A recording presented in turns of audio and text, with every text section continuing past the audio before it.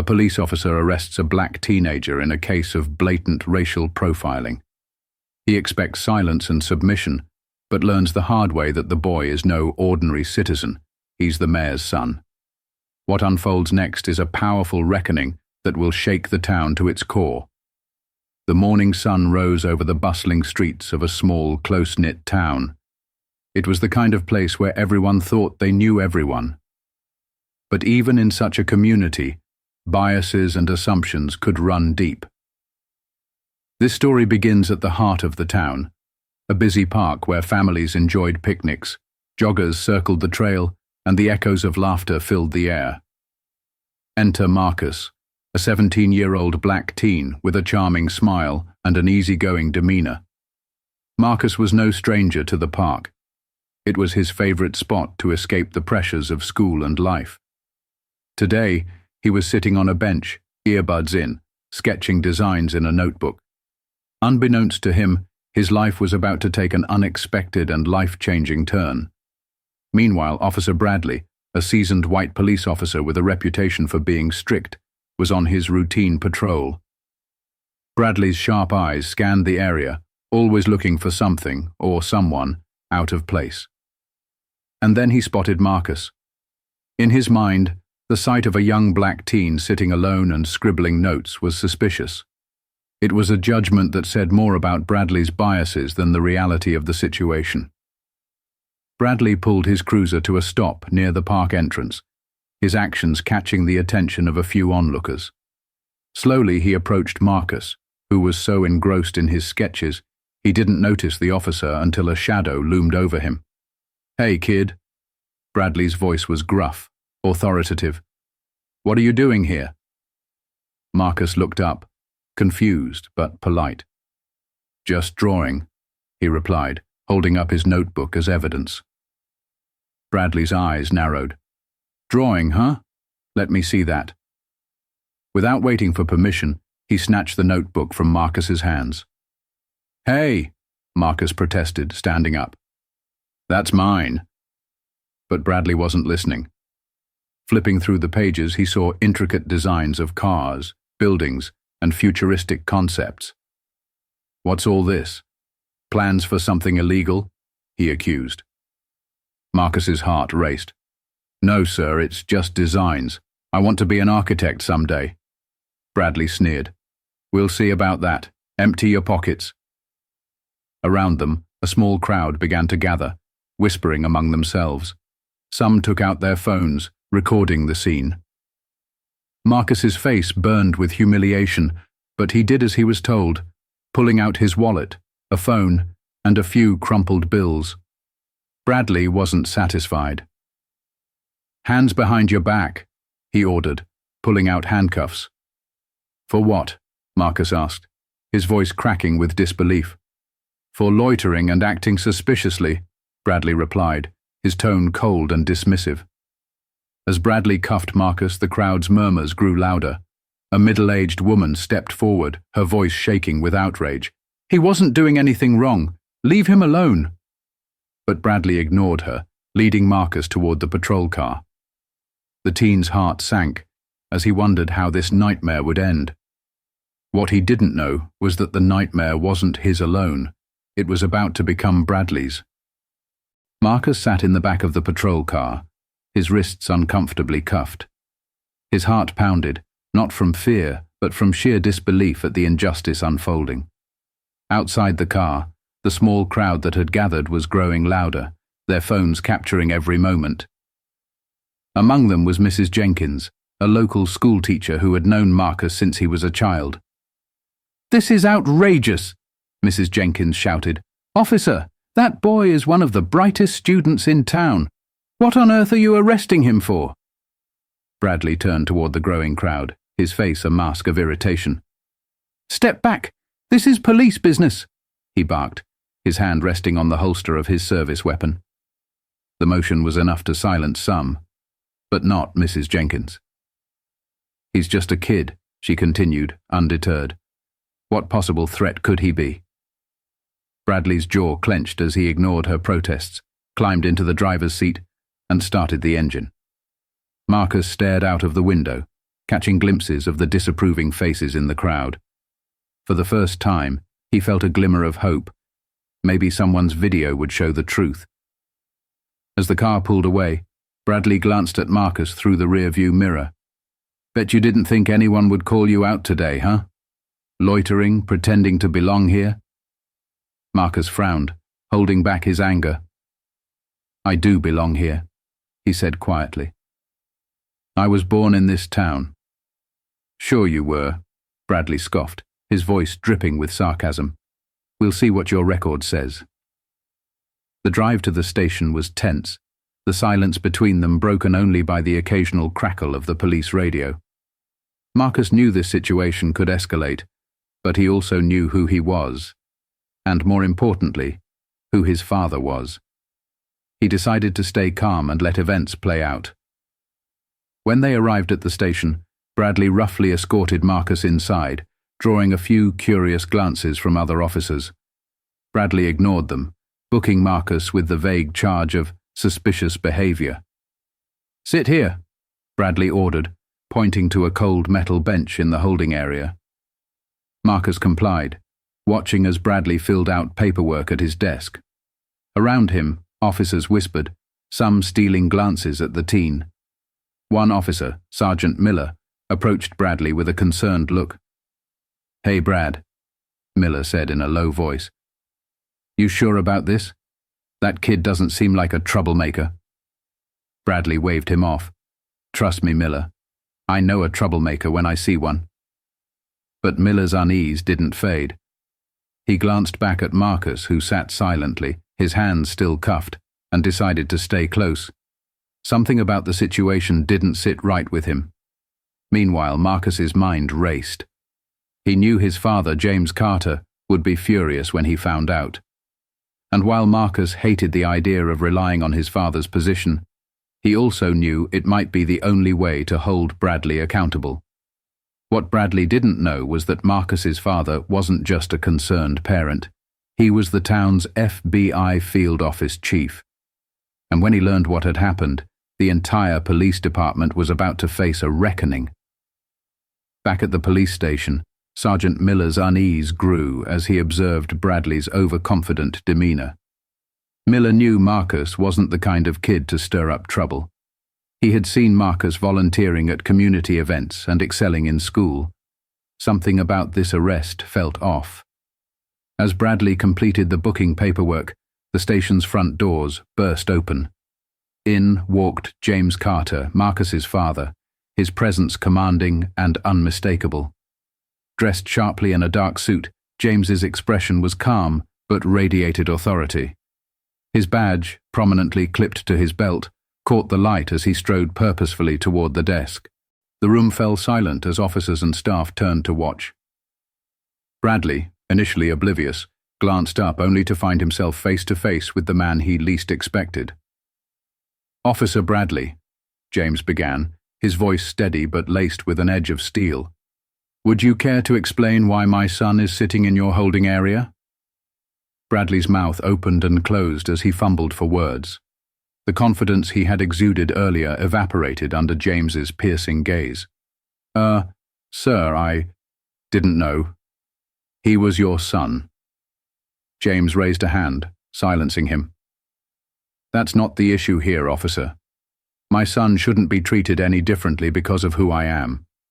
The issue is why you felt it necessary to arrest a 16-year-old boy without probable cause." Bradley glanced at Sergeant Miller, who stepped forward, sensing the tension. "Mr. Carter," Miller interjected carefully, "I wasn't involved in the arrest, but I had my doubts about it. Officer Bradley claimed Marcus was loitering suspiciously, but I didn't see anything to justify it."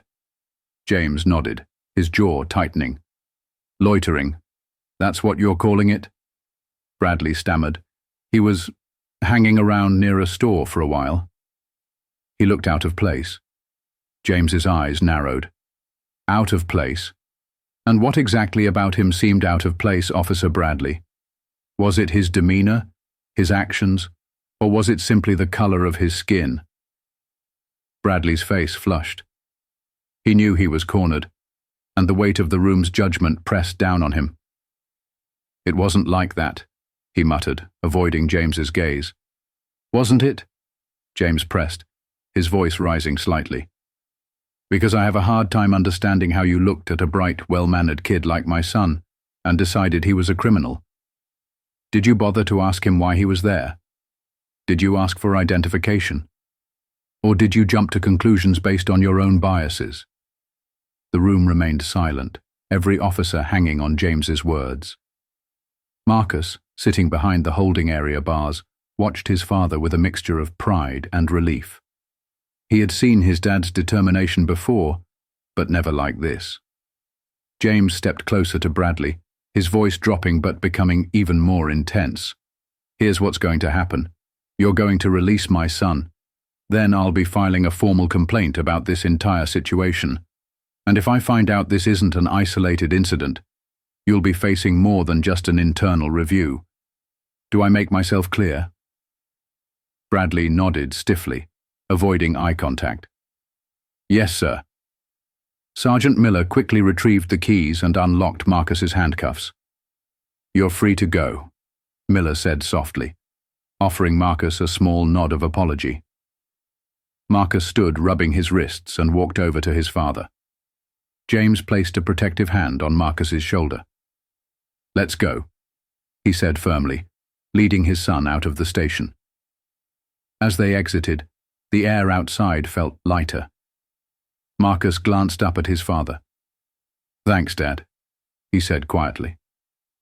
James looked down at him, his expression softening. "You don't need to thank me, son. You didn't deserve any of this, and I'm going to make sure it doesn't happen again, not to you or to anyone else." The next morning, the story of Marcus's wrongful arrest spread like wildfire. A bystander at the shopping plaza had recorded part of the arrest and posted it online. The video, paired with the revelation that Marcus was the son of a prominent government official, caught the attention of local news outlets. Headlines read, "Teen wrongfully arrested, police bias under scrutiny." FBI agent's son harassed by local officer sparks outrage. Within hours, the video amassed thousands of views, and the community began voicing their outrage. Social media platforms were flooded with comments condemning the police department's actions, demanding accountability, and praising James Carter's firm response. At the police station, the tension was palpable. Officer Bradley was called into the chief's office for an urgent meeting. Chief O'Connor, a no-nonsense leader with years of experience, was already reviewing Bradley's file when he walked in. "Officer Bradley," O'Connor began, his tone cold. "I've seen the footage. I've read the reports. Now I need to hear from you. What exactly were you thinking?" Bradley stammered, his usual bravado stripped away. I thought he was acting suspicious, sir. He was loitering, and I followed protocol." "Protocol?" O'Connor's voice sharpened. "Explain to me how protocol justifies cuffing a minor without clear evidence or probable cause. Explain how it justifies ignoring his rights." Bradley swallowed hard. "I didn't know who he was." "That's exactly the problem." O'Connor slammed his hand on the desk. "It doesn't matter who he is. Whether he's the son of an FBI agent or a store clerk, your job is to serve and protect, not profile and intimidate." The chief leaned forward, his tone softening slightly but still firm. "This isn't just about you, Bradley. This department has worked hard to build trust with the community, and incidents like this destroy that trust in seconds." Meanwhile, James Carter was taking action of his own. He had already filed an official complaint against Officer Bradley and was working with local community leaders to address broader issues of racial bias in policing. That evening, James and Marcus attended a community town hall meeting. The event, held at a local church, was packed with residents eager to voice their concerns. James stood at the podium, his presence commanding yet approachable.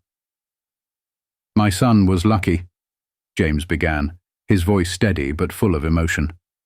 "Lucky that someone recorded the incident. Lucky that his story gained attention. But many others aren't so lucky. This isn't just about one bad officer. This is about a system that allows bias to flourish unchecked. Applause erupted from the audience as James continued. We need accountability, we need training, and we need change. Our children shouldn't have to fear the very people sworn to protect them.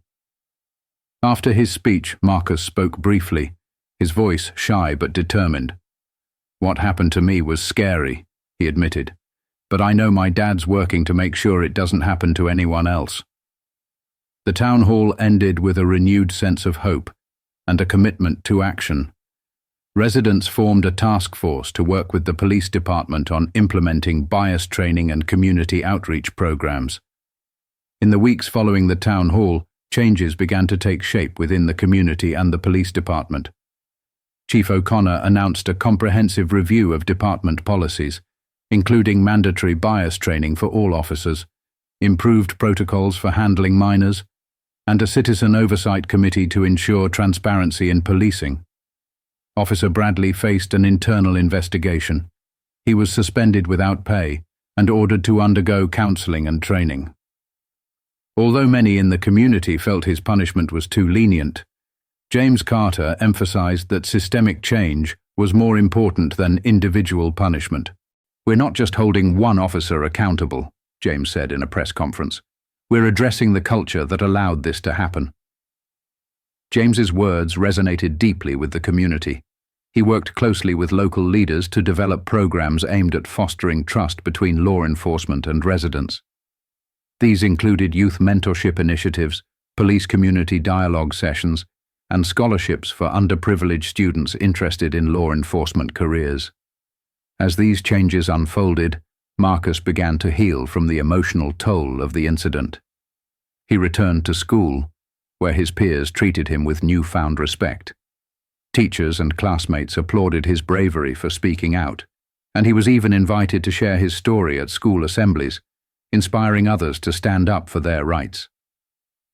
One sunny afternoon, Marcus and James sat on a park bench, reflecting on everything that had happened. "You handled yourself well, son," James said, placing a reassuring hand on Marcus's shoulder. "I know it wasn't easy, but you showed strength and courage." Marcus nodded, a hint of a smile on his face. "It wasn't just me, Dad. I knew you had my back." James smiled warmly. "Always."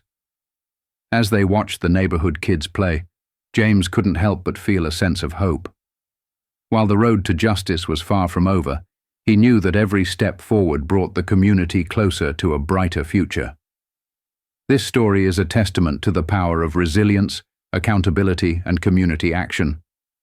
Marcus and James Carter's journey highlights the importance of standing up against injustice and working together to create a more equitable world.